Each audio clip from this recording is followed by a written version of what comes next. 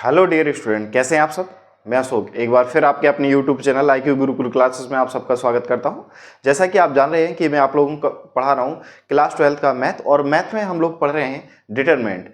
कल आप लोगों ने देखा होगा जैसे कि मैंने डिटरमिनेंट का एक छोटा सा इंट्रोडक्शन पार्ट लिया था, जिसमें मैंने आप लोगों को बताया कि व्हाट इज डिटरमिनेंट। सबसे पहले तो हम लोगों ने डिस्कस करा कि डिटरमिनेंट क्या होता है, फिर हम लोग डिटरमिनेंट को कैसे फाइंड करते हैं उस पर बात करी। फिर उसी में मैंने आप लोगों को एक और टर्म बताया था, सिंगुलर मैट्रिक्स क्या होती है। तो हम लोग जानते हैं कि ऐसी कोई भी मैट्रिक्स जिसका डिटरमिनेंट क्या हो, आपका इक्वल टू 0 हो, तो ऐसी मैट्रिक्स सिंगुलर मैट्रिक्स होती है। अदरवाइज क्या कहलाती है, नॉन सिंगुलर मैट्रिक्स होती है। फिर हम लोगों ने पढ़ा कि उसमें कोफैक्टर क्या होते हैं और माइनर फैक्टर क्या होते हैं। तो आप जानते हैं माइनर फैक्टर क्या होती है कि अगर कोई भी एक मैट्रिक्स दे रखी है, मान लीजिए n ऑर्डर की, तो अब करस्पॉन्डिंग एलिमेंट के रिस्पेक्ट में अगर मैं क्या करूं, उस जो डिटरमिनेंट दे रखा है उसका ऑर्डर एक कम कर दूं, तो जो बचा हुआ डिटरमिनेंट होगा वो आपका क्या कहलाएगा, माइनर फैक्टर कहलाएगा। और कोफैक्टर टोटली डिपेंड एलिमेंट की जो पोजीशन की वैल्यू है, अगर उसका सम इवन आता है तो माइनर फैक्टर कैसा, जो कोफैक्टर होगा वो कैसा होगा, आप कहेंगे पॉजिटिव होगा, अदरवाइज कैसा होगा, आपका नेगेटिव होगा। तो यहां तक की बात करी थी हम लोगों ने, और मैंने आपको बताया था कि आज का जो टॉपिक है, जो आपका टॉपिक आज का टॉपिक है वो क्या है आपका, आप कहेंगे प्रॉपर्टीज ऑफ डिटरमिनेंट। और ये बहुत इंपॉर्टेंट है, अगर आपको प्रॉपर्टी नहीं आएंगी तो आप थोड़ा सा सॉल्व करने में समस्या हो सकती है आपको। इसीलिए मैंने एक एक प्रॉपर्टी लिखी है बाकायदा, जिससे आपको कोई समस्या ना हो। आप चाहो तो नोट कर सकते हैं या स्क्रीनशॉट ले सकते हैं, क्योंकि एक ही स्क्रीनशॉट में सारी की सारी प्रॉपर्टी कवर करने की कोशिश करिए। अगर मैं मान लो लिखता खुद से तो थोड़ी सी समस्या हो जाती, बार बार मुझे रब करना होता। इसीलिए मैंने एक साथ, जिससे वीडियो ज्यादा लंबा ना हो, इस वजह से मैंने ये सारी की सारी प्रॉपर्टी आपके बोर्ड पर लिखी है। तो आइए धीरे धीरे से एक एक प्रॉपर्टी को समझते हुए और उसका विद एग्जाम्पल करते हुए हम चीजों को समझते हैं।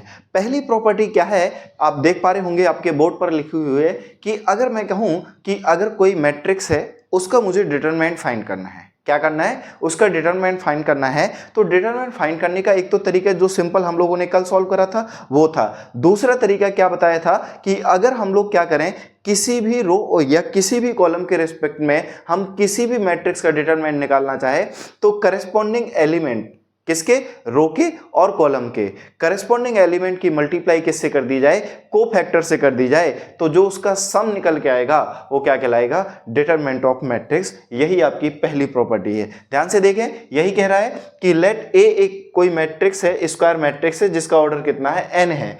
Then the sum of the product of any row और column with their cofactor is always equal to determinant of A. यही मैंने आप लोगों को समझाया। दूसरी प्रॉपर्टी क्या कहती है कि अगर हमें किसी भी कोई भी स्क्वायर मैट्रिक्स है, अगर हम करस्पॉन्डिंग एलिमेंट की मल्टीप्लाई उसके करस्पॉन्डिंग कोफैक्टर से ना करके किसी दूसरे कोफैक्टर या दूसरे को करस्पॉन्डिंग एलिमेंट से मल्टीप्लाई कर दें, तो उसका डिटरमिनेंट हमेशा क्या होगा, आप कहेंगे 0 होगा। उसका डिटरमिनेंट क्या होगा, 0 होगा। अगर मैं इसको लिखना चाहूं तो यहां से आप लिख सकते हैं समेशन i इक्वल टू 1 से लेके n तक, जहां लिखा हो aij इंटू cij। आप जानते हैं aij करस्पॉन्डिंग एलिमेंट है, c का मतलब है आपका कोफैक्टर। करस्पॉन्डिंग कोफैक्टर की मल्टीप्लाई का जो समेशन होगा वही हमारा डिटरमिनेंट ऑफ ए कहलाएगा। यहां दूसरी कंडीशन में आपको बताया गया कि लेट ए कोई एक मैट्रिक्स है, कैसी मैट्रिक्स है, स्क्वायर मैट्रिक्स है, जिसका ऑर्डर कितना है, n है। Then the sum of the product of element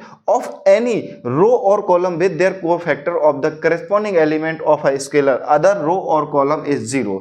अगर उस कोफैक्टर के रिस्पेक्ट में ना होके किसी अदर एलिमेंट के रिस्पेक्ट में, रो और कॉलम के रिस्पेक्ट में अगर मल्टीप्लाई कर दी जाए, तो उसका डिटरमिनेंट कैसा होगा, 0 होगा। यहां एक कंडीशन बना के दी है हम लोगों ने कि determinant of A J equal to 1, अगर ये ए 1 जे हो और के जे। अब यहां आई रो की वैल्यू क्या हो गई, आपकी चेंज हो गई। कॉलम आपका एक जैसा हो तो डिटरमिनेंट कितना होगा, उसका हमेशा 0 होगा, यानी 0 होगा। तो ये कंडीशन आती है। अब प्रॉपर्टी नंबर थर्ड क्या कहती है? प्रॉपर्टी नंबर थर्ड बहुत सिंपल सा है कि अगर मैं कहूं कि किसी भी मैट्रिक्स का डिटरमिनेंट निकालो या उसके ट्रांसपोज का डिटरमिनेंट निकालो, डिटरमिनेंट की वैल्यू में कोई चेंजेस नहीं आगे, सारी की सारी रो और सारे के सारे कॉलम अगर चेंज कर दिए जाएं किसकी मैट्रिक्स के, तो उसके डिटरमिनेंट में कोई चेंज नहीं आएगा। तो यही प्रॉपर्टी नंबर हमारी क्या है? थर्ड। तो कहते क्या मतलब हुआ इसका कि किसी भी मैट्रिक्स का डिटरमिनेंट और उसके ट्रांसपोज का डिटरमिनेंट अगर निकाला जाए तो दोनों आपस में कैसे होंगे? आप कहेंगे इक्वल होंगे। तो स्टार्टिंग की 3 प्रॉपर्टी मुझे नहीं लगता कि आपको कोई समस्या होनी चाहिए। फिर प्रॉपर्टी नंबर आपकी फोर्थ क्या कहती है कि लेट ए कोई मैट्रिक्स है, कैसी मैट्रिक्स है? स्क्वायर मैट्रिक्स, जिसका ऑर्डर क्या है? ग्रेटर देन 2 है। यानी ऑब्वियस बात है ग्रेटर और इक्वल टू 2 है, या तो मिनिमम ऑर्डर कितना चाहिए? 2 या 2 से ज्यादा चाहिए। And let B a matrix obtain from A, B एक ऐसी मैट्रिक्स है जो किससे बनाई गई है? ऑब्टेन की गई है बी से, बाय इंटरचेंजिंग एनी 2 रो और कॉलम ऑफ ए। देन यानी कहने का मतलब यह है कि किसी भी 2 रो और किसी भी 2 कॉलम को आपस में इंटरचेंज करके एक नई मैट्रिक्स बनाई जाए तो उसका जो डिटरमिनेंट होगा वो पहली वाली डिटरमिनेंट, जो पहली वाली मैट्रिक्स है उसके डिटरमिनेंट के इक्वल हो जाएगा। तो ये प्रॉपर्टी नंबर आपकी फोर्थ हो गई। मैंने क्या बोला कि ए कोई एक स्क्वायर मैट्रिक्स है जिसका ऑर्डर क्या है? आपका n है। लेट बी एक मैट्रिक्स है जो कहां से बनाई गई है? ऑब्टेन की गई है फ्रॉम ए से। देन तो ये कैसे बनाई गई है? किसी भी 2 रो और किसी भी 2 कॉलम को आपस में इंटरचेंज करके बनाई गई है, तो उसके डिटरमिनेंट में कोई चेंज नहीं होगा। जो डिटरमिनेंट ऑफ बी होगा, जो आपने ऑब्टेन करा है फ्रॉम ए से, तो जो डिटरमिनेंट ऑफ बी होगा वही डिटरमिनेंट ऑफ ए के इक्वल होगा। तो ये प्रॉपर्टी नंबर हमारी कौन सी हो गई? आप कहेंगे प्रॉपर्टी नंबर आपकी 4 हो गई।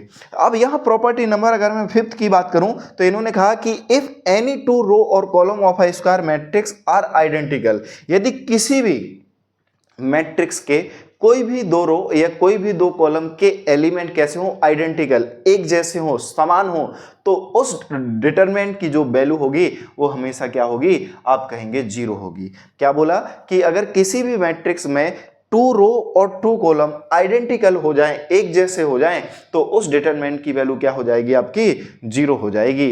ये प्रॉपर्टी नंबर आपकी क्या होगी बेटा? 5 हो गई। प्रॉपर्टी नंबर अगर मैं 6 की बात करूं तो 6 क्या कहता है कि अगर ए एक कोई मैट्रिक्स है, कैसी?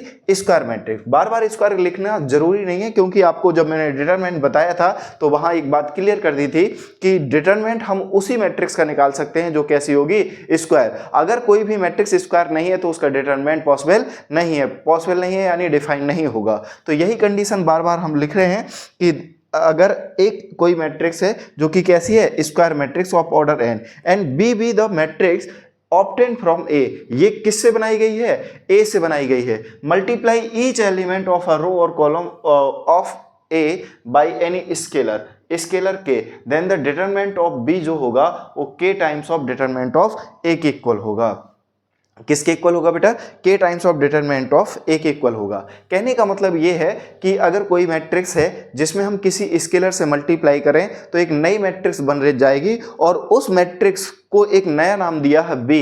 तो कहने का मतलब जो डिटरमिनेंट ऑफ बी होगा वो के टाइम्स हो जाएगा, क्योंकि हम के से मल्टीप्लाई कर रहे हैं। याद रखना बेटा, एक बात हमेशा याद रखिए, मैंने आप लोगों को एक प्रॉपर्टी बताई थी scalar multiplication bye a matrix. तो मैंने बोला था वहां पर कि जब हम किसी मैट्रिक्स में किसी स्केलर से मल्टीप्लाई करते हैं तो मैट्रिक्स के जितने एलिमेंट होते हैं वो सभी से मल्टीप्लाई होता है, बट ऐसा डिटरमिनेंट में बिल्कुल नहीं होता है। डिटरमिनेंट क्या कहता है कि अगर हम क्या करते हैं, किसी भी डिटरमिनेंट में किसी स्केलर से मल्टीप्लाई करते हैं तो एक पर्टिकुलर रो या पर्टिकुलर कॉलम में मल्टीप्लाई होती है, सारे के सारे एलिमेंट में बिल्कुल मल्टीप्लाई नहीं होती है। तो यही इन्होंने बताया कि अगर मुझे डिटरमिनेंट ऑफ बी चाहिए तो के टाइम्स ऑफ डिटरमिनेंट ऑफ क्या हो जाएगा? ए हो जाएगा। एक पर्टिकुलर रो और पर्टिकुलर कॉलम की बात करेंगे, याद रखना। अगर मल्टीप्लाई करने पर यही रूल है तो कॉमन लेने पर भी यही रूल लगेगा। ओके, अब आता है थर्ड कंडीशन। कहने का मतलब ये है कि अगर मैं कहूं कि अगर कोई मैट्रिक्स ए है, अगर उसमें मैंने किसी स्केलर से मल्टीप्लाई, याद रखना मैं यहाँ स्केलर किसकी बात कर रहा हूं? मैट्रिक्स में मल्टीप्लाई कर रहे हैं हम किसी स्केलर से। मैंने ये कहीं नहीं कहा कि डिटरमिनेंट में मल्टीप्लाई कर रहे। तो ये कहता है कि आप किसी मैट्रिक्स से मल्टीप्लाई कीजिए, किससे बात करिए? किसी स्केलर की मल्टीप्लाई किसी मैट्रिक्स से कीजिए, फिर उसका डिटरमिनेंट निकालिए, या k की power n into determinant of a। अब n क्या है? What is n? n is the order of a matrix. n जो है ऑर्डर है किसका, मैट्रिक्स का। तो determinant of k times of a equal to k की power n into determinant of a। याद रखना ये इंपॉर्टेंट रिजल्ट है जो आपको याद होना चाहिए, क्योंकि इस पर बेस आपके MCQ क्वेश्चन बन जाते हैं। याद रखना बहुत इंपॉर्टेंट है ये, इस पर बेस आपका MCQ बन जाते हैं। जब हम एडजॉइंट वगैरह निकालेंगे और MCQ क्वेश्चन करवाऊंगा तो देखेंगे आप ये बहुत बार प्रॉपर्टी यूज हो रही है। तो क्या मतलब है कि अगर किसी मैट्रिक्स में हम किसी स्केलर से मल्टीप्लाई करते हैं फिर उसका डिटरमिनेंट निकालते हैं तो उसकी वैल्यू आती है k की power n determinant of a। What is n? n is the order of a matrix. तो इसका मतलब ये हो गया प्रॉपर्टी नंबर 6। प्रॉपर्टी नंबर 7 क्या कहती है कि अगर ऐसी कोई भी मैट्रिक्स है जो किसमें है, समेशन के फॉर्म में है, तो उसे दो अलग अलग मैट्रिक्स में ब्रेक करा जा सकता है। तो इस मैट्रिक्स को इक्विवेलेंट कर सकता हूं मैं a1 a2 a3 और b1 b2 b3 और c1 c2 c3, और ये ब्रेक हो जाएगा किसमें, आप कहेंगे plus alpha 1 a2 a3 beta 1 b2 b3 और गामा 1 c1 c2। इस तरीके से दो मैट्रिक्स में डिटरमिनेंट हो जाएगा, यानी दो मैट्रिक्स में आपका सॉल्व कर सकते हैं हम लोग। कोई भी अगर मैट्रिक्स है जो समेशन के फॉर्म में है तो उसे दो अलग अलग डिटरमिनेंट के फॉर्म में लिख सकते हैं कि इस तरीके से। तो जो इसका डिटरमिनेंट होगा वही आपका इसका डिटरमिनेंट होगा, याद रहे। कहो तो इस बात को मैं प्रूफ भी करके दिखा दूंगा कि ये कैसे आया, याद रखिएगा इस बात को। अगर मैं प्रॉपर्टी नंबर 8 की बात करूं, अगर आप कहोगे तो मैं इसे प्रूफ भी कर दूंगा। देखो जरा कैसे, क्या ये बात हमारी सही है या नहीं है, इस बात पर हम लोग चर्चा कर लेते हैं जरा।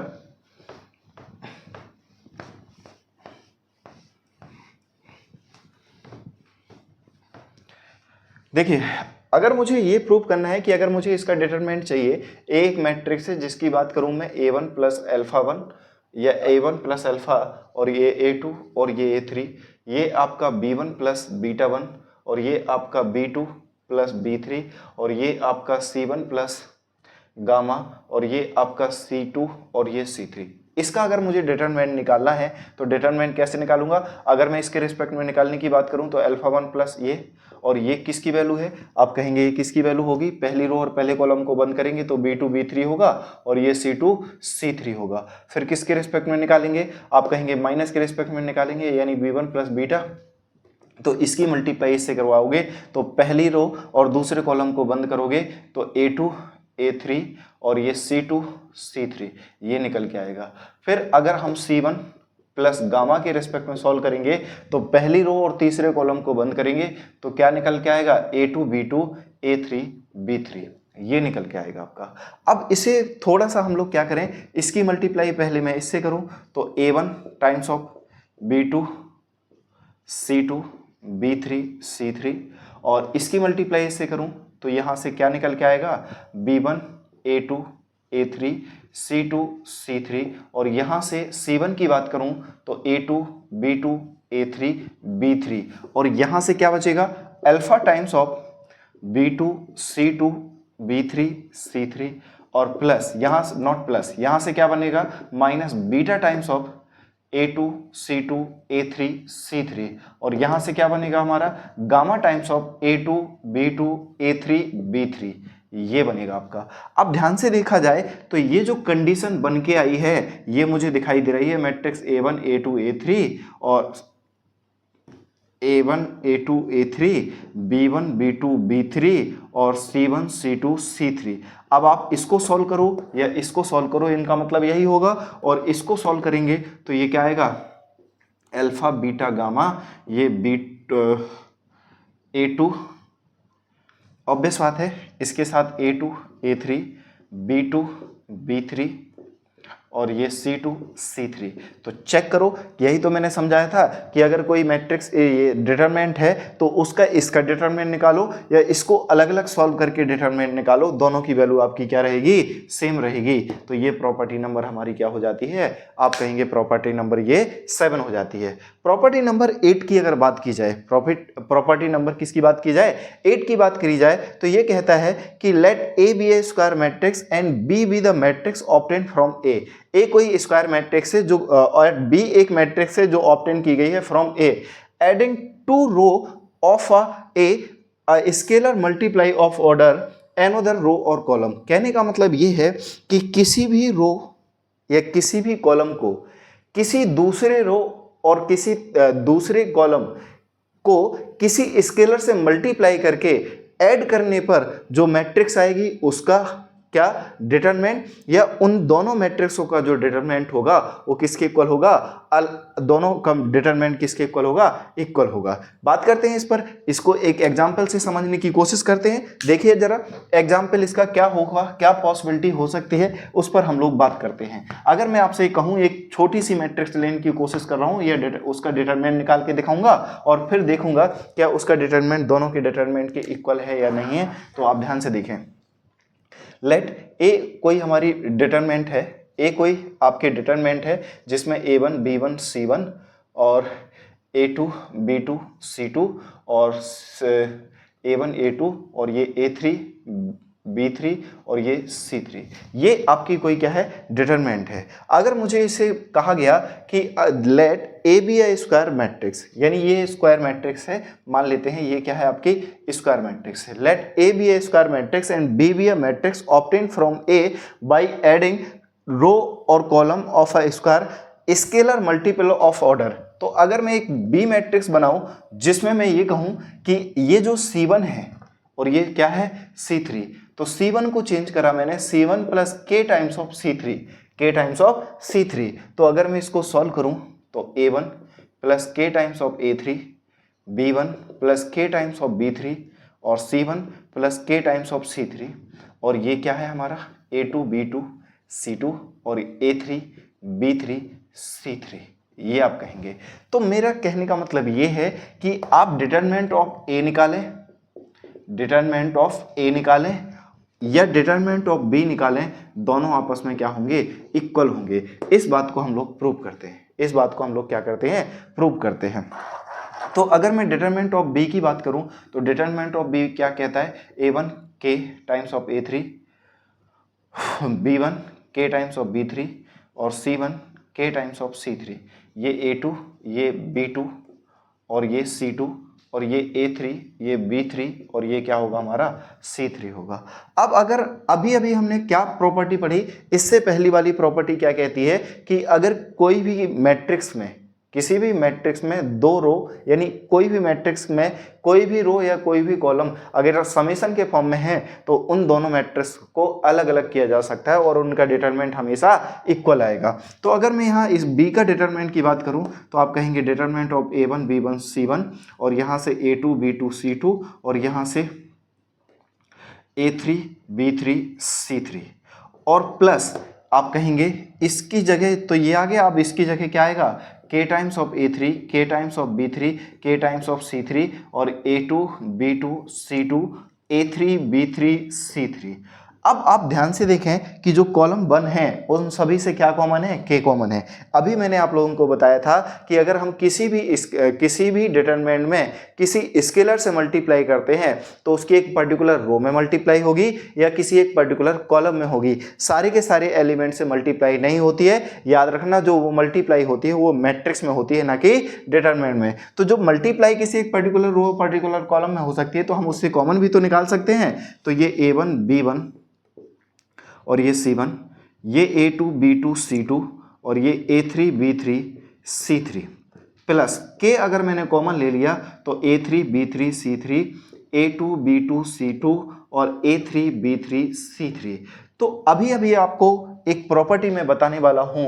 मैंने आपसे क्या बोला बेटा कि let A be a square matrix of order 2 and greater equal to 2 such that each element in a row और कॉलम इज 0। सॉरी, इससे पहले हम लोगों को क्या पढ़ना होगा, आइडेंटिकल वाला आई थिंक मैं आपको बता चुका हूं, प्रॉपर्टी नंबर 5 थी। मैंने क्या बोला था कि किसी भी डिटरमिनेंट की कोई भी दो रो या कोई भी दो कॉलम आपस में अगर आइडेंटिकल हो तो उसका डिटरमिनेंट हमेशा क्या होता है, 0 होगा। तो यहां देखने को मिल रहा है कि जो C1 है वही आपका क्या है, C3। या जो किसी भी डिटरमिनेंट में दो रो या दो कॉलम अगर आपस में आइडेंटिकल हो जाते हैं तो उसके डिटरमिनेंट की वैल्यू कितनी आती है, 0। और ये जो वैल्यू है वो डिटरमिनेंट ऑफ A को रिप्रेजेंट करेगा, तो ये determinant of A plus K times of 0। तो डिटरमिनेंट ऑफ B की जो वैल्यू निकल आई वो डिटरमिनेंट ऑफ A के इक्वल आए। तो यही तो मुझे क्या करना था, प्रूव करना था। तो मैंने क्या बोला है, क्या थी प्रॉपर्टी नंबर आपकी कि let A be any square matrix है, अगर उससे मुझे एक बी मैट्रिक्स बनानी है, कैसे बनानी है कि किसी भी रो और किसी भी कॉलम को मल्टीप्लाई बाय स्केलर, फिर इसके बाद किसी भी रो और कॉलम में हमें ऐड करना है, उसका जो डिटरमिनेंट आएगा तो ओरिजिनल जो डिटरमिनेंट थी उसके ओरिजिनल मैट्रिक्स के डिटरमिनेंट के इक्वल आएगी। तो ये प्रॉपर्टी मैंने आपको प्रूव करके भी दिखा दी। जो प्रॉपर्टी नंबर आपकी एक तो 7 और एक 8 दोनों की दोनों मैंने आपको प्रॉपर्टी दिखा दी।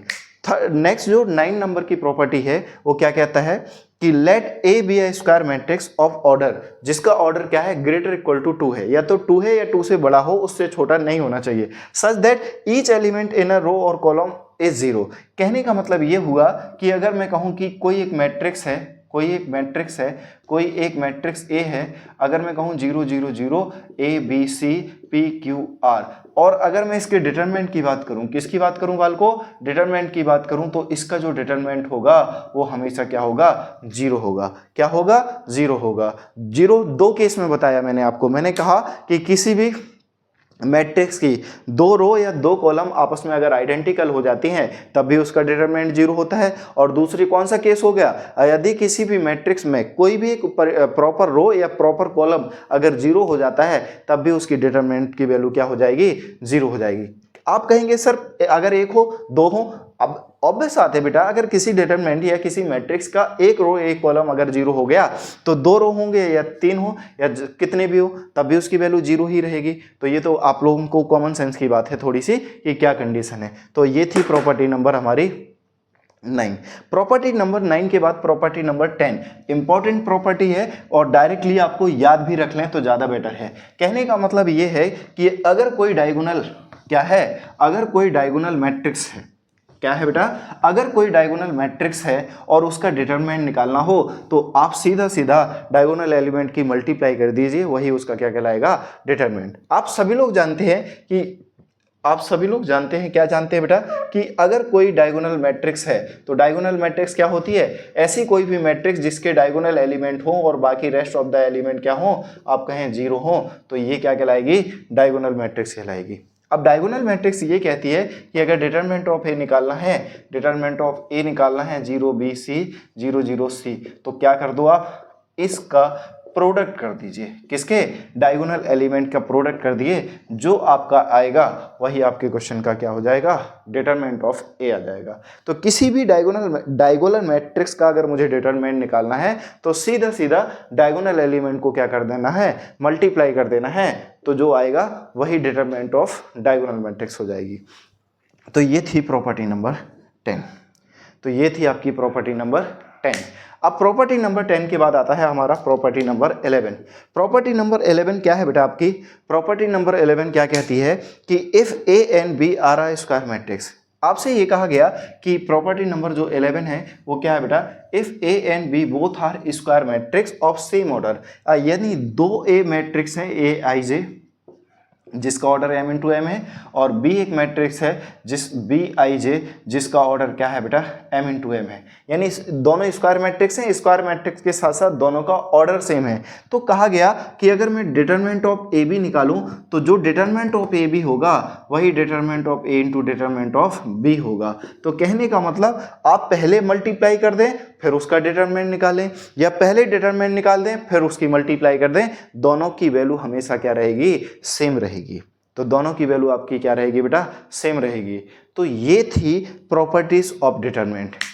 कितनी प्रॉपर्टी बताई मैंने आपको, 11 प्रॉपर्टी बताई। पहली प्रॉपर्टी क्या थी, तो कहने का मतलब ये है कि अगर कोई भी मैट्रिक्स है और उसका मुझे डिटरमिनेंट निकालना है तो आप क्या करें, किसी भी रो या किसी भी कॉलम के एलिमेंट के रिस्पेक्ट उसके कोफैक्टर की मल्टीप्लाई कर दें, करस्पॉन्डिंग कोफैक्टर की मल्टीप्लाई कर दें, तो जो आएगी वैल्यू उन सब का सम कर दीजिए, और उन सब का सम करने पर जो वैल्यू आएगी वो उसका क्या कहलाएगा, डिटरमिनेंट कहलाएगा। अब अगर मैं कहूं कि अगर किसी भी डिटरमिनेंट, प्रॉपर्टी नंबर 2 क्या कहती है कि अगर हम किसी भी मैट्रिक्स का डिटरमिनेंट निकालना चाहते हैं तो आप किसी भी रो या किसी भी कॉलम के एलिमेंट लें बट करस्पॉन्डिंग कोफैक्टर ना लेके किसी अदर रो या कॉलम के रिस्पेक्ट के कोफैक्टर निकाल के उसकी मल्टीप्लाई करोगे तो उसका डिटरमिनेंट हमेशा क्या होगा, 0 होगा। तो ये प्रॉपर्टी नंबर 2 थी। प्रॉपर्टी नंबर 3 मैंने आप लोगों को क्या बताई थी कि यदि कहने का मतलब अगर मैं ये कहूँ कि कोई एक मैट्रिक्स है, अब उस मैट्रिक्स में किसी स्केलर से मल्टीप्लाई कर दूं, किसी स्केलर से मल्टीप्लाई करूं, फिर डिटरमिनेंट निकालूं, तो उसकी जो वैल्यू आएगी k टू द पावर क्या है, order of matrix into determinant of a, यानी उस मैट्रिक्स का डिटरमिनेंट के इक्वल आ जाता है। फिर प्रॉपर्टी नंबर 4 क्या बताई थी कि यदि किसी भी मैट्रिक्स में 2 रो या 2 कॉलम आइडेंटिकल होंगे तो उसका डिटरमिनेंट क्या हो जाएगा आपका 0। 0 के लिए एक और कंडीशन बताई थी, यदि किसी भी मैट्रिक्स में एक कोई प्रॉपर रो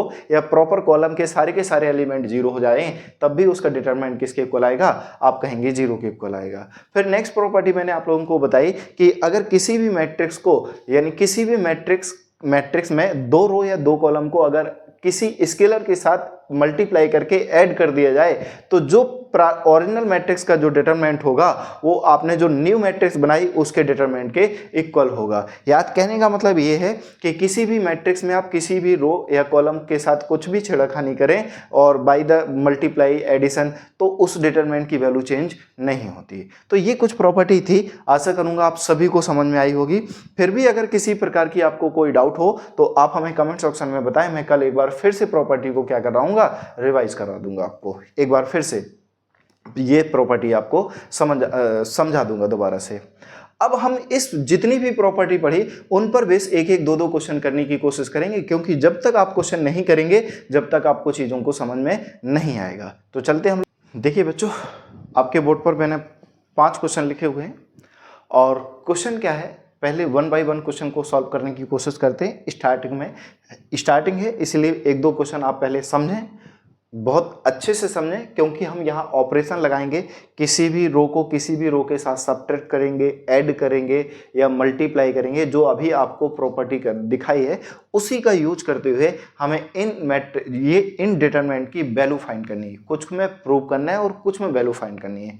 अगर मैं पहली कंडीशन की बात करूं, पहले क्वेश्चन की बात करूं तो without expanding evaluate the determinant, यानी कहने का मतलब ये हुआ कि इसको एक्सपेंड किए बिना इसकी हमें इस डिटरमिनेंट की वैल्यू निकालनी है। तो इस डिटरमिनेंट की अगर हमें वैल्यू निकालनी है तो ध्यान से देखें, 41, 1, 5, 79, 7, 9, 29, 5 और 3 ये है। अब इसको एक्सपेंड करने के लिए बोला होता कि इस डिटरमिनेंट की वैल्यू निकालो तो ये सेकंडों को क्वेश्चन हो जाता, आप किसी भी रो या किसी भी कॉलम के रिस्पेक्ट में सॉल्व कर देते और आपका आंसर निकल आ जाता। बट यहाँ पर कंडीशन ये दे रखी है कि विथआउट एक्सपेंड किए बिना इस डिटरमिनेंट की वैल्यू निकालनी है। तो कुछ हमें ऑपरेशन सोचने पड़ेंगे। अब ऑपरेशन कौन सा लगा सकते हैं हम लोग, मैंने अभी बताया था कि ए कोई एक मैट्रिक्स है AIJ, यानी एक कोई मैट्रिक्स मान लेते हैं ABCD है। अब अगर एक मुझे बी मैट्रिक्स बनानी है तो ए में plus KB, C plus KD और BD, तो कहने का मतलब ये हुआ कि जो इस डिटरमिनेंट की वैल्यू होगी वही डिटरमिनेंट ऑफ ए की वैल्यू होगी। तो कहने का मतलब कोई भी ऑपरेशन लगा सकते हैं, यहाँ आप प्लस भी लगा सकते हैं, यहाँ आप माइनस भी लगा सकते हैं, but multiply by any scalar का मल्टीप्लाई यूज करके हमें चीज़ों को सॉल्व करना है। तो कहने का मतलब ये है कि अगर ये एक मैट्रिक्स है, एक डिटरमिनेंट है और जिसमें आपका C1 का काम करेगा, C1 का मतलब कॉलम फर्स्ट, ये आपका C2 होगा और ये आपका क्या होगा, आप कहेंगे C3 होगा। तो मुझे थोड़ा सा सोचना पड़ेगा, क्योंकि अभी तक हम डायरेक्टली सॉल्व कर रहे थे कि एक कंडीशन होती थी सॉल्व करने के लिए, चाहे वो मैट्रिक्स की बात करूं चाहे डिटरमिनेंट की बात करूं, एक कंडीशन होती थी। बट यहाँ हमें सारा का सारा दिमाग लगाना है, पूरा का पूरा, तब जाके चीज़ें सॉल्व होंगी। ऐसा नहीं है कि डायरेक्ट एक्सपेंड करना होता तो सिर्फ कैलकुलेशन करनी होती, बट यहाँ प्रॉपर हमें दिमाग का यूज करते हुए क्वेश्चनों को सॉल्व करना है। इनमें ऐसी क्या आपस में कैलकुलेशन की जाए जिससे हमारा जो सॉल्यूशन है वो सॉल्यूशन निकल के आ जाए हमारे सामने। तो मुझे दिख रहा है कि अगर मैं क्या करूं, इसका और इसका कुछ कंडीशन दिखाऊं कि ये बन जाए।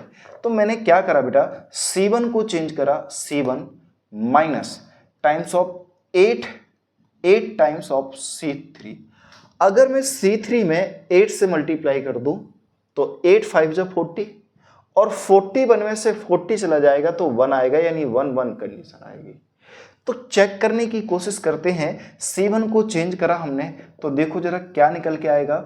आप कहेंगे 41 minus 8 times of 5, 79 minus 8 times of 9, 29 multiply 8 times of 3, और C2 और C3 को हमने कोई चेंज नहीं करा तो इसको एज इट इज रखेंगे, इसको एज इट इज रखेंगे।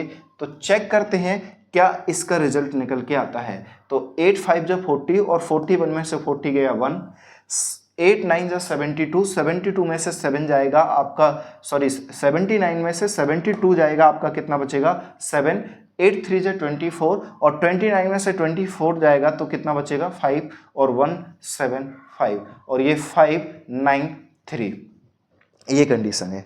अब यहाँ एक प्रॉपर्टी लग सकती है क्या, अभी मैंने आप लोगों को बताया था कि अगर कोई एक स्क्वायर मैट्रिक्स है उसमें कोई भी दो रो और कोई भी दो कॉलम अगर आइडेंटिकल हो जाते हैं तो उस डिटरमिनेंट की वैल्यू कितनी हो जाती है 0। तो यहाँ देख पा रहे होंगे कि जो C1 है वो किसके इक्वल हो गया, हमारा C2 के इक्वल हो गया। C1 जो है वो C2 के इक्वल आ गया, इसलिए इस डिटरमिनेंट की वैल्यू कितनी आ जाएगी हमारी, आप कहेंगे 0 आ जाएगी, आप कहेंगे क्या आ जाएगी 0। तो यही तो कंडीशन इन्होंने कहा था कि without expanding evaluate the determinant, यानी इस डिटरमिनेंट की वैल्यू हम लोगों को क्या करनी थी, फाइंड करनी थी। आशा करूंगा थोड़ा बहुत आपको चीजें समझ आई होंगी, इसीलिए मैं एक टॉपिक पर एक नहीं कम से कम 4 5 5 क्वेश्चन लेके आता हूं, जिससे आपके दिमाग में जो भी कंडीशन चल रही हो कि नहीं हम वीडियो रिकॉर्डेड है इसीलिए हमारे डाउट रह रहे, नहीं, उस डाउट को क्लियर करने के लिए एक ही टॉपिक पर भी 5 5 6 6 क्वेश्चन करा देता हूं कि इससे आपके दिमाग में कोई भी ऐसी कंडीशन न रह जाए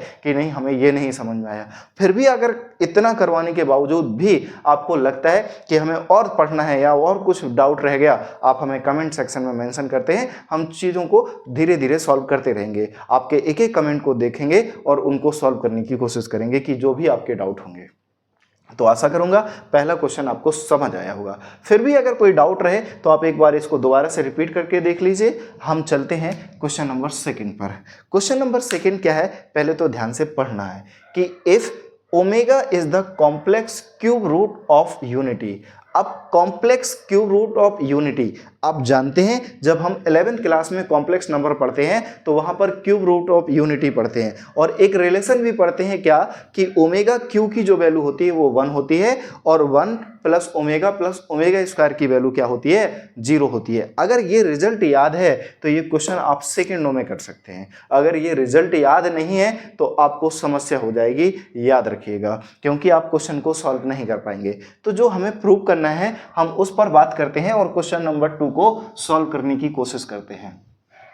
तो देखिए क्वेश्चन नंबर हमारा 2 है क्या, क्वेश्चन नंबर हमारा 2 है क्या, देखो पहले तो सबसे पहले क्वेश्चन नंबर 2, क्वेश्चन नंबर 2 की वैल्यू दे रखी 1 ओमेगा स्क्वायर, ओमेगा स्क्वायर 1 और ओमेगा स्क्वायर 1 ओमेगा, और इसको हमें किसके इक्वल प्रूव करना है 0 के इक्वल प्रूव करना है। तो हमने क्या करा बेटा, इसका LHS पार्ट ले लिया। LHS पार्ट क्या है हमारा 1 omega square, omega square 1, omega square 1 और ओमेगा, ये कंडीशन आ गई। अब हमें इस क्वेश्चन को सॉल्व करने से पहले हमारा दिमाग माइंड मेकअप होना चाहिए कि क्या कंडीशन दे रखी है। कंडीशन दे रखी है कि omega is a complex cube root of unity. तो कंडीशन हमें पता होनी चाहिए कि एक तो ओमेगा क्यू की वैल्यू 1 होती है और दूसरी कंडीशन हमें पता होना चाहिए कि 1 प्लस ओमेगा स्क्वायर किसके इक्वल होता है 0। ये दो चीजें अगर आपके दिमाग में होंगी तो ये क्वेश्चन हमारे लिए बिल्कुल सेकेंडों का है। अब आप इसे या तो रो वाइज सॉल्व कर लीजिए या कॉलम वाइज सॉल्व कर लीजिए, आपका आंसर आ जाएगा। तो मैं क्या करता हूं, C1 को चेंज करता हूं C1 plus C2 plus C3, क्योंकि मुझे 1 प्लस ओमेगा स्क्वायर बनाना है। और इसी में आप ऑपरेशन ये भी लगा सकते हैं कि R1 plus R2 plus R3, यानी R1 को चेंज करा R1 plus R2 plus R3, तो 1 plus omega square, omega plus omega square plus 1, omega square plus 1। आप कॉलम वाइज सॉल्व करेंगे तो 1 plus omega square, omega plus omega square plus 1, omega square plus 1 plus omega. आप कैसे भी solve करें, या तो रो वाइज सॉल्व करें या कॉलम वाइज सॉल्व करें, आपका आंसर दोनों ही केस में आएगा। तो मैं पहले कॉलम वाइज सॉल्व करता हूं। मैंने बताया कि आप रो के रिस्पेक्ट में सॉल्व करना चाहें तो रो के रिस्पेक्ट में भी सॉल्व कर सकते हैं। तो यहां से देखें कि 1 यहाँ ओमेगा और यहाँ क्या आएगा आपका ओमेगा स्क्वायर, यहाँ क्या मिलेगा ओमेगा, ये ओमेगा स्क्वायर और ये 1, यहाँ से मिलेगा ओमेगा स्क्वायर, यहाँ से 1 और ये ओमेगा। क्या मैंने C2 को चेंज करा या C3 को चेंज करा? नहीं। अगर C2 और C3 को चेंज नहीं करा तो उसे एज इट इज रख देंगे, याद रहे। और इसकी वैल्यू हर केस में कितनी दे रखी है इन्होंने? 0 0 0, omega omega square 1, omega square 1 omega.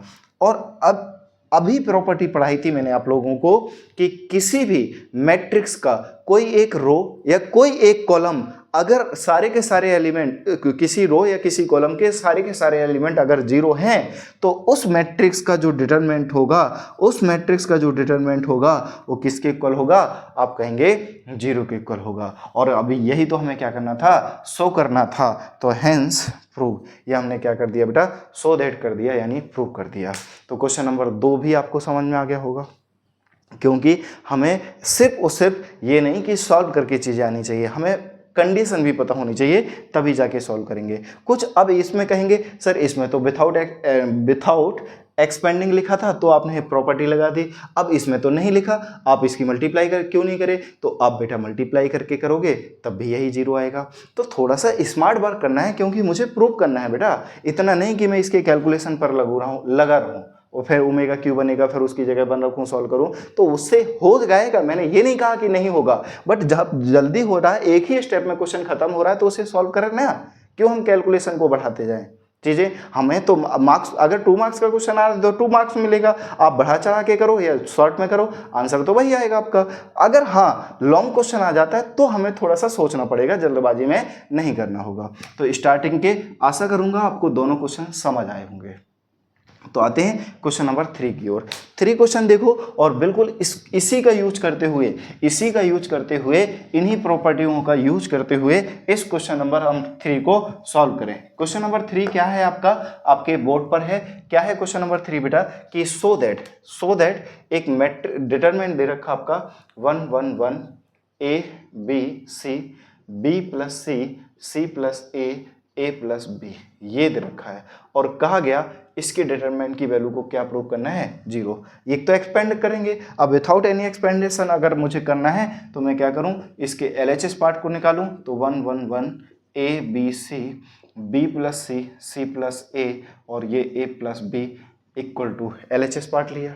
अब मुझे दिख रहा है कि हम जानते हैं 2 प्रॉपर्टी अपने दिमाग में, जब भी 0 के आए तो 2 प्रॉपर्टी आपके दिमाग में होनी चाहिए कि किसी भी मैट्रिक्स की अगर मैं 2 रो या किसी 2 कॉलम को आइडेंटिकल बनाऊं तभी डिटरमिनेंट की वैल्यू 0 हो, या किसी भी रो या किसी भी कॉलम के सारे एलिमेंट को 0 बनाऊं तब भी उस डिटरमिनेंट की वैल्यू 0 होगी। तो मेरे 2 ही कोशिश रहेंगे कि 2 या तो रो को या कॉलम को आइडेंटिकल बनाना है।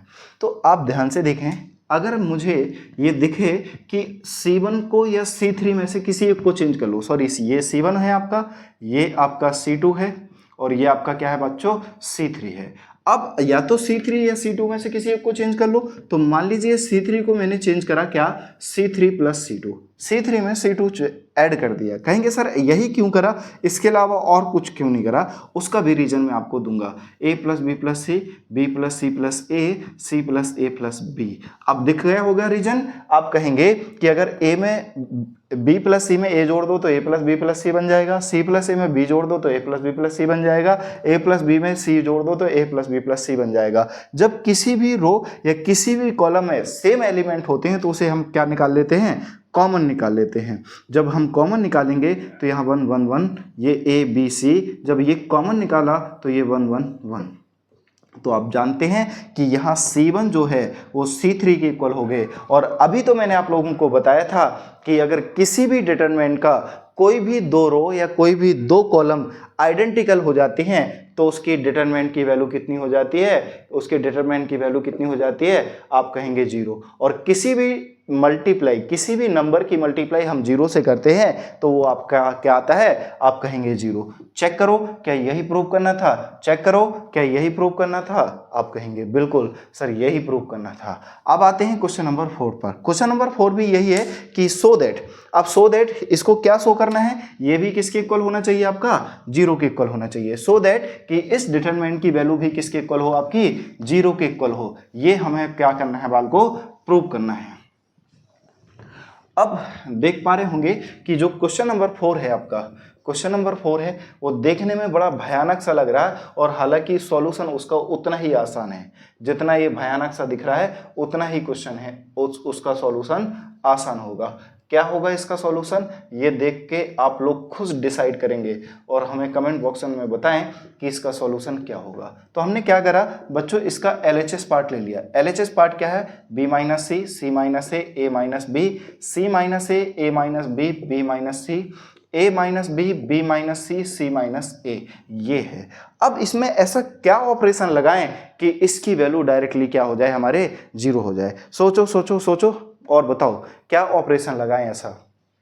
तो आप थोड़ा सा दिमाग लगाओ, या कॉलम को यानी इसको ऐड करके देखो, b minus C, C minus A minus B, ए से ए खत्म, सी से सी खत्म, बी से बी खत्म, 0।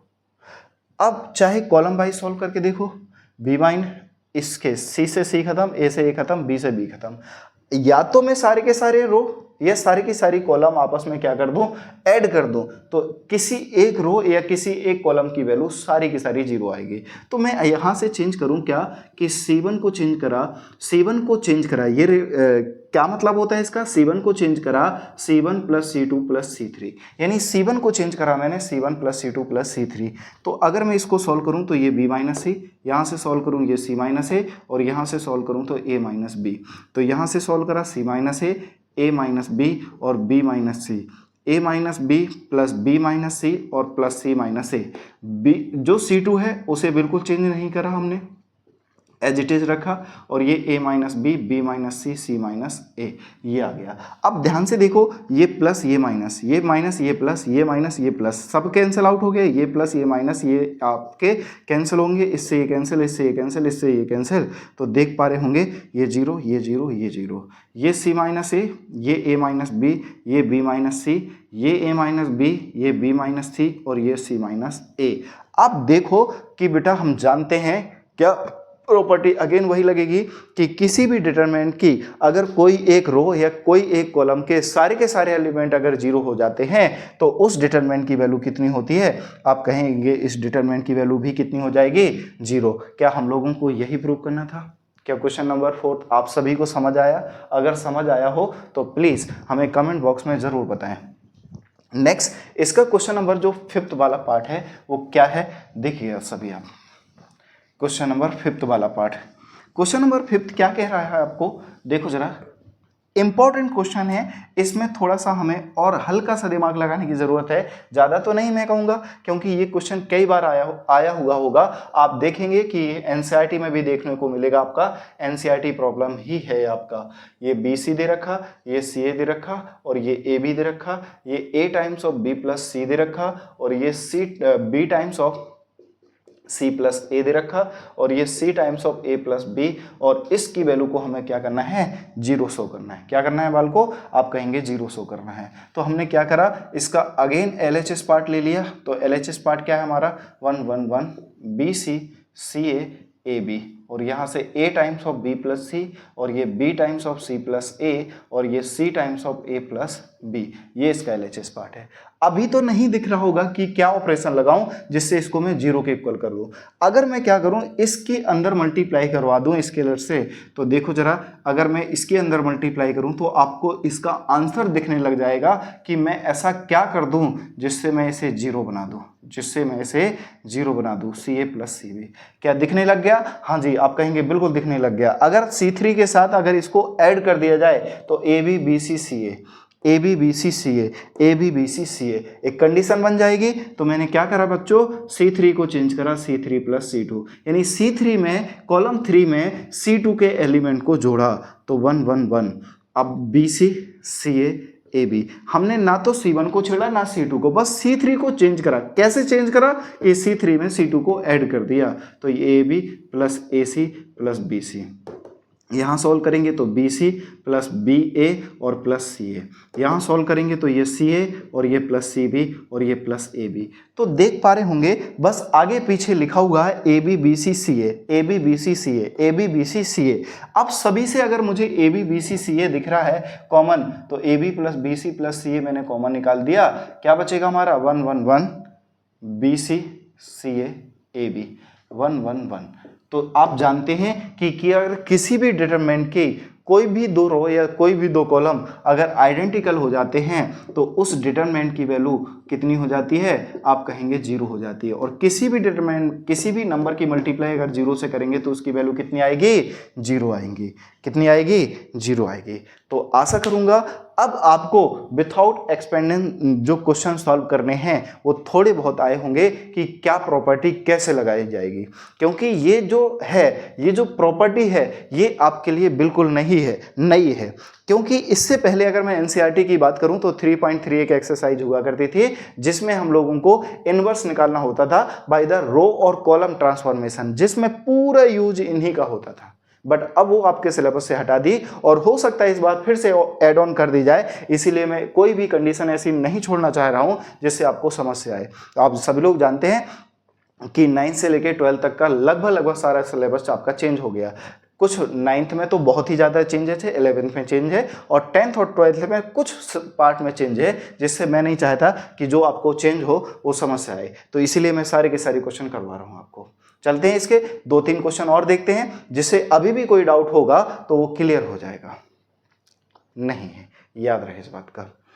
तो अब अगर मैं क्वेश्चन की बात करूं, क्वेश्चन नंबर 6, तो क्वेश्चन नंबर 6 तो आप लोग कर सकते हो क्योंकि ऐसे क्वेश्चन हम लोग ऑलरेडी कर चुके हैं कि विथआउट एक्सपेंडिंग प्रूव दैट कि इस डिटरमिनेंट की वैल्यू 0 होगी। इस डिटरमिनेंट की वैल्यू कितनी होगी, 0 होगी। x plus Y, Y plus Z और z प्लस एक्स, ये z, ये x, ये y, ये 1 और ये 1 और ये 1।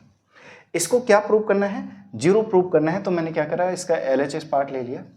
अब आप खुद से देख के प्रॉपर्टी बताओ कि ऐसे क्या प्रॉपर्टी लगा दें जिससे ये कुछ आइडेंटिकल बन जाए या कोई भी एक रो हमारी क्या हो जाए, 0 हो जाए या कॉलम हो जाए, कॉलम कोई भी 0 हो जाए। तो मुझे दिख रहा है कि अगर x y z, y z x, z x y, तो अगर मैं r1 को चेंज करूं r1 प्लस r2, यानी r1 में r2 को अगर ऐड कर दिया जाए तो कुछ कंडीशन बनती नजर आएगी क्या। तो यहाँ से x plus Y plus Z, यहाँ से y plus Z plus x और यहाँ से z plus x plus y, और ये क्या है आपका z, ये x, ये y, ये 1, ये 1 और ये 1। तो देख पा रहे होंगे कि जो रो आपकी फर्स्ट है उसमें सारे के सारे एलिमेंट एक जैसे हैं। अगर सारे के सारे एलिमेंट एक जैसे हैं तो आप इन्हें कॉमन निकाल सकते हैं।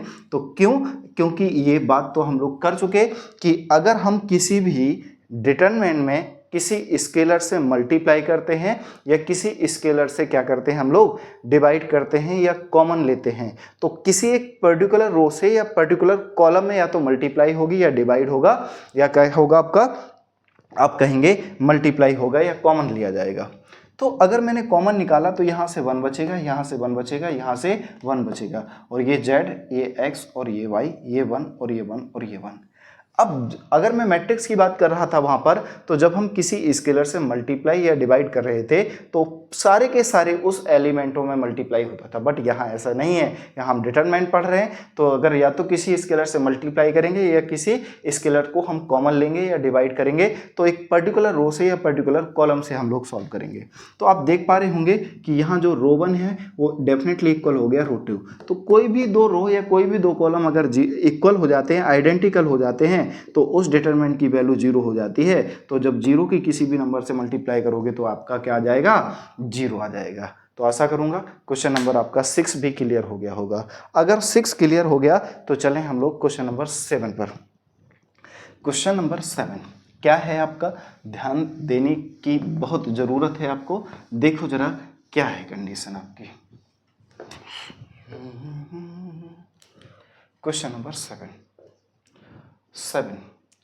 Cosec square theta cot square theta 1, cot square theta cosec square theta -1, 42, 40 और 2। इसको भी मुझे किसके इक्वल प्रूव करना है, 0 के इक्वल प्रूव करना है। तो मैंने क्या करा, इसका LHS पार्ट ले लिया। क्या करा, LHS पार्ट ले लिया। अब ध्यान से देखो, अगेन वही कंडीशन, हमारे दिमाग में एक ही चीज होनी चाहिए। अगर 0 प्रूव करना है, क्या प्रूव करना है, या तो दो एक जैसी रो या दो एक जैसे कॉलम बनाओ, या कोई एक पर्टिकुलर रो या पर्टिकुलर कॉलम को क्या बना दो, 0 बना दो, तो भी उस डिटरमिनेंट की वैल्यू 0 आएगी। तो यहाँ हम किसी भी एक पर्टिकुलर रो और पर्टिकुलर कॉलम को जीरो तो नहीं बना सकते, बट आइडेंटिकल जरूर बना सकते हैं। यहाँ से ध्यान से देखो, अगर 42 में से 40 चला जाए तो 2 बचेगा, तो यहाँ से तो मुझे संभावना दिख रही है। तो क्यों ना मैं एक बार चेक कर ही लूँ कि C1 को चेंज करा C1 माइनस C2, यानी C1 में से अगर C2 को सब्ट्रैक्ट कर दिया जाए तो देखो जरा क्या बनता नजर आ रहा, cosec square theta minus cot square theta, cot square theta minus cosec square theta, और ये 42 माइनस के 40, और सेकंड वाले हमने कॉलम को बिल्कुल भी चेंज नहीं करा तो इसे एज इट इज रखेंगे, 1 माइनस 1 और ये 2 हो जाएगा आपका। आप देख पा रहे होंगे कि cosec square theta minus cot square theta, cosec square theta minus cos square theta किसके इक्वल होता है, आप कहेंगे 1। टेक्नोमेट्री आइडेंटिटी, हम 3 आइडेंटिटी पढ़ते हैं। पहली आइडेंटिटी होती है कि sine square plus cos square theta equal to 1, दूसरी होती है 1 plus tan square theta equal to sec square, और तीसरी आइडेंटिटी होती है 1 plus cot square theta equal to, आप कहेंगे कॉसेक स्क्वायर थीटा। अगर इस कॉट को उधर ले जाऊं तो cosec square theta minus cot square theta बनेगा, और cosec square theta minus cot square theta किसके इक्वल होगा, 1। अगर ये माइनस का हो जाएगा तो cot square theta minus cosec square theta definitely आप कहेंगे किसके इक्वल होगा, -1 के इक्वल होगा। तो ये आपका 1, ये -1, ये 2, ये क्या बचा कॉट स्क्वायर थीटा, ये क्या बचा बाल को कॉसेक स्क्वायर थीटा, ये 40, ये 1 माइनस 1 2। तो आप देख पा रहे होंगे कि C1 जो है वो डेफिनेटली किसके इक्वल हो गया, C3 के इक्वल हो गया। अगर C1 C3 के इक्वल हो गया तो हम लोग ये कहेंगे कि इसका डिटरमिनेंट कितना हो जाएगा, 0। और यही तो हमें क्या करना था बच्चों, आप कहेंगे प्रूव करना था। तो क्वेश्चन नंबर 7 भी बिल्कुल एकदम क्लियर हो गया होगा। आते हैं इसके लास्ट क्वेश्चन और आज के लास्ट क्वेश्चन, क्योंकि ये वीडियो काफ़ी लंबी हो जाएगी इसीलिए हम लोगों को आज यहीं रोकना पड़ेगा और कल हम इसी को कंटिन्यू करेंगे। तो क्वेश्चन नंबर 8 और देख लेते हैं आज।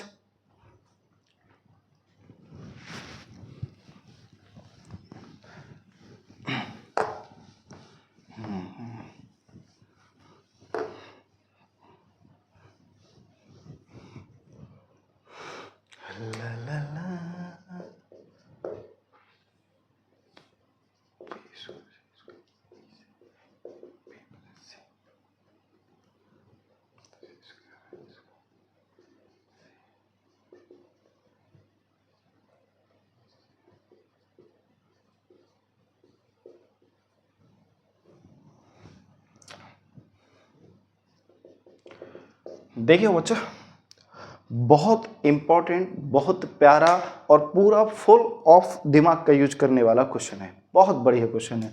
आप पहले क्वेश्चन वीडियो को पॉज करें और क्वेश्चन को सॉल्व करने की कोशिश करें। अगर आप सॉल्व कर पा रहे हैं तो मैं समझूंगा कि आपके कॉन्सेप्ट क्लियर होंगे, अगर नहीं कर पा रहे तो आप हमसे कनेक्ट रहें, मैं आपको एक एक स्टेप करके बताऊंगा और ऐसा ही क्यों करा इस बात पर भी हम लोग चर्चा करेंगे। तो आप खुद से दिमाग लगाना, हर एक स्टेप की अगर मैं बात करूं तो अगर मुझे इसे 0 प्रूव करना, वो भी विदाउट एक्सपेंडिंग, तो 2 ही कंडीशन बनती है मेरे दिमाग में। तो या तो मैं किसी एक पर्टिकुलर रो को 0 या पर्टिकुलर कॉलम को 0 बना दूं, या कोई भी 2 रो या कोई भी 2 कॉलम को इक्वल कर दूं, आइडेंटिकल कर दूं, तो भी इस डिटरमिनेंट की वैल्यू क्या आ जाएगी, 0 आ जाएगी। तो अब इसमें ऐसा क्या करूं, कि इस कंडीशन को मैं आप तक पहुंचा सकूं। तो ध्यान से देखा जाए, यहां जो कंडीशन है ये BC है, ये कंडीशन B प्लस C है, और ये कंडीशन CA है, यहां AB है।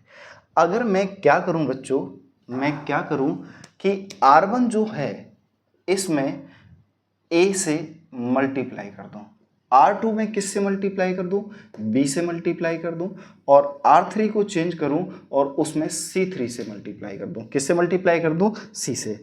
अब अगर हम किसी नंबर में, मान लीजिए नंबर 8 है, और अगर मैंने इसमें 2 से मल्टीप्लाई करा तो रिजल्ट तो 16 हो गया। अब रिजल्ट 16 ना हो तो मुझे 2 से डिवाइड भी करना होगा, क्योंकि इसको सॉल्व करूंगा तब भी 8। तो अगर मैं A से मल्टीप्लाई कर रहा हूं R1 में, तो मुझे A से डिवाइड भी करना होगा, B से मल्टीप्लाई कर रहा हूं तो B डिवाइड भी करना होगा, और C से मल्टीप्लाई कर रहा हूं तो C भी क्या करना होगा, आपको डिवाइड करना होगा। तो देखें, R1 में आपने क्या करा, A से मल्टीप्लाई करी, तो आप कहेंगे A square B square C, और ये ABC हो गया, और ये AB प्लस C, ये हो गया। यहाँ से ध्यान से देखें, अगर मैंने इसमें b से मल्टीप्लाई करी तो b c स्क्वायर a ये b और ये c, और यहाँ b ब्रैकेट में c प्लस a नजर आएगा। तीसरी कंडीशन में मैंने c से मल्टीप्लाई करी तो a स्क्वायर b स्क्वायर और c a b, और यहाँ से आपका c times of a plus b ये नजर आया। अब कहेंगे सर ऐसा ही क्यों मल्टीप्लाई करा आपने, क्या इसके अलावा और कोई चांसेस नहीं था? देखो आप मैथ पढ़ रहे हैं, मैथ को करने के एक से ज़्यादा तरीके हों, बट वो सही तरीके होने चाहिए, आपका आंसर आना चाहिए। अब ऐसा करने से मुझे क्या कंडीशन दिखाई दे रही है कि अगर मैं यहाँ से ABC कॉमन लूँ तो ये तीनों एलिमेंट 1 1 1 बन जाएंगे। तो अगर मैं रो जो आपका C2 है उसमें से ABC कॉमन ले लूँ तो ABC तो नीचे चल रहा है, AB स्क्वायर C 1, इसकी मल्टीप्लाई करूँ तो AB प्लस AC, यहाँ से सॉल्व करें तो BC स्क्वायर 1 और ये BC प्लस BA, और यहाँ से CA स्क्वायर B स्क्वायर और ये 1 और ये CA प्लस CB, ये आपकी कंडीशन बन गई। अब सर अब भी मुझे कहीं भी दो आइडेंटिकल नहीं दिखाई दे रहे, तो बेटा ये हर क्वेश्चन इतने आसान तो नहीं हो सकते, कुछ क्वेश्चन तो अपने आप पे भी कुछ कंडीशन रखेंगे। तो अब क्या दिख रहा है बेटा, एक तो पहली बात मुझे ये कॉमन दिख रहा है, अगर मैं साथ साथ आप देखें तो इसमें एक और कंडीशन कॉमन दिख रही होगी, ABC, एक्चुअली यहाँ स्क्वायर है बेटा, ABC कॉमन दिख रहा है, BCA कॉमन दिख रहा है, CAB कॉमन दिख रहा है। कॉमन दिख रहा है तो निकालो ना, ABC कॉमन निकाला तो यहाँ क्या बचा आपका BC, यहाँ क्या बचा आपका CA, यहाँ क्या बचा आपका AB, और ये 1 ये 1 ये 1, यहाँ क्या है आपका AB प्लस AC, और यहाँ क्या है BC प्लस BA, और यहाँ क्या है CA प्लस BC। अब आपको कंडीशन दिख गई होगी क्योंकि ऐसा क्वेश्चन मैं ऑलरेडी करवा चुका। अगर मैं क्या करूं, C1 और C3 को आपस में ऐड कर दूं, क्या कर दूं बच्चों, C1 और C3 को आपस में ऐड कर दूं, क्या कर दूं, C1 को चेंज करा C1 प्लस के C3 के साथ, तो ABC तो बाहर चल ही रहा है, और इसको इसके साथ ऐड करोगे तो BC plus AB plus AC होगा, और CA के साथ इसको ऐड करोगे तो BC प्लस BA होगा, और AB के साथ इसको ऐड करोगे तो CA प्लस BC होगा। ध्यान से देखो, इसको इसके साथ ऐड करा ये आया, इसको इसके साथ ऐड करा ये आया, और इसको इसके साथ ऐड करा ये आ गया। ना तो मैंने C2 चेंज करा और ना ही मैंने C3 चेंज करा, तो 1 1 1 AB प्लस AC और BC प्लस BA और CA प्लस CB, ये बन के आपका आ गया। अब आप देख पा रहे होंगे अगेन किसको, C1 को, कॉलम 1 को, तो देखो AB BC CA AB BC CA AB BC CA, तीनों से अगेन मैंने कॉमन ले लिया तो ABC, और यहाँ से AB plus BC plus CA common आ गया। जैसे ये कॉमन आएगा तो 1 1 1 1 1 1 और AB प्लस AC और BC प्लस BA और CA प्लस CB। तो ध्यान दें कि अगर किसी भी डिटरमिनेंट की दो रो या दो कॉलम अगर आइडेंटिकल हो जाते हैं तो उस डिटरमिनेंट की वैल्यू कितनी हो जाती है, 0 हो जाती है। तो आशा करूंगा कि आज मैंने आपको जितना भी पढ़ाया आप लोगों को समझ आया होगा। अगर समझ आया है तो आप हमारे सेशन को लाइक शेयर सब्सक्राइब जरूर करें, और अपने दोस्तों से भी बताएं कि यहाँ पर एक बेहतरीन तरीके से हर एक चैप्टर को एक डिटेल एक्सप्लेनेशन में लेके चल रहे हैं हम लोग। हर एक चीज़, चाहे वो एग्जाम पॉइंट ऑफ व्यू हो, चाहे आपका कॉम्पिटिशन का कोई भी एग्जाम हो, लाइक NDA CUT और JEE का प्रॉपर पैटर्न लेके चले। केमिस्ट्री की आपकी रेगुलर क्लास लाइव चल रही है, फिर भी अगर किसी दिन लाइव नहीं हो पाती है तो हम लोग आपको कोशिश करेंगे कि रिकॉर्डेड वीडियो, बट आपका किसी भी दिन की कोई भी क्लास मिस नहीं करेंगे। और मे बी पॉसिबिलिटी आपको कल से या परसों से आपको फिजिक्स की भी क्लास मिलने लग जाएंगी। चलिए, तो बने रहें और अपना ध्यान रखें। मिलते हैं हम लोग कल एक फिर न्यू लेक्चर के साथ।